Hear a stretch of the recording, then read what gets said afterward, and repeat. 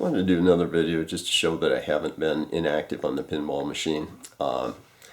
There's been a problem I've been working on for quite a little while. I don't think I have 100% solved on it. I think I'm closer on it. But this is basically with the switch matrix. So I was building up a switch matrix on this to handle all the different switches.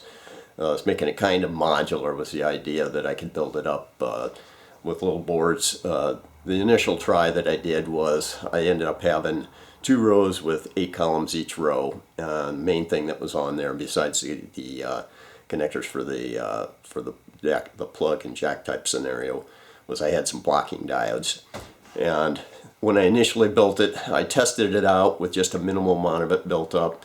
I built 2 rows, 2 columns, and tried that out. It worked and didn't seem to have any problems, so I built it up with, with all 16 on there.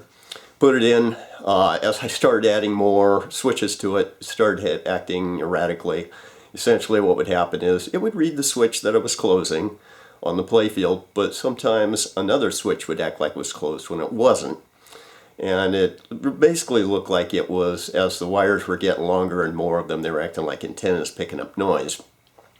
So after some research, I went to a site called Pinball Makers and found they had a little schematic out there for a circuit that so the companies like Williams and Data East and the others had used essentially for their switch matrices. So I took parts of that and kind of put it and built it up on a board that essentially took the signal. What I was doing before was coming out of the little test board I have to drive all this.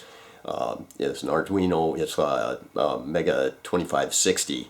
That thing's a little. It has 5-volt drive pins on it, or instead of a 3.3 volt like some of the other boards have. This one, I would take a GPIO pin. I would send it out through a column, one of the column strobes, and read it back in to another GPIO from the row inputs. And with the fix, the partial fix, anyway, or hopeful fix, I would boost the signal up after it comes out of that output pin, boost it up to 12 volts instead of the 5s, and it would then run out through the switch, come back into a comparator, an LM339, and I would compare that signal then to a 5-volt level, that 12-volt signal. So it'd be, the way it was working was if a 12 volts came through, because of the pull-up, it would act like the switch was open, and if the switch closes, it pulls it to ground, so it'd go back down to 0 volts, and it runs into that comparator, and it compare it to a 5-volt point. Say if you're above 5 volts, you're the open signal, and if you're below 5 volts, you're the closed signal.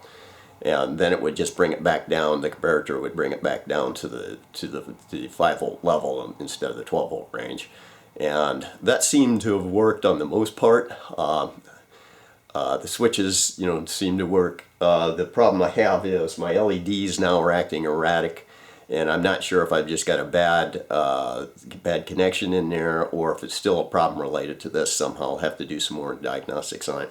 I'll just kind of show what I've got though with the new revision of the board in here. So I'm going to bring this over, and essentially what should happen is I push these switches. They should, like this one should light up this outline. You see it lights up there. I press this outline, lights up there, and you can see the flashing there on that. That's part of that erratic thing with the LEDs. I use the in lanes to change this part in here where it just kind of cycles through, and those seem to work. But then again, if you look off to the side, you can see some cycling over there. It's picking up some various noise, and I'm gonna see if I can get this here. I should have done this beforehand.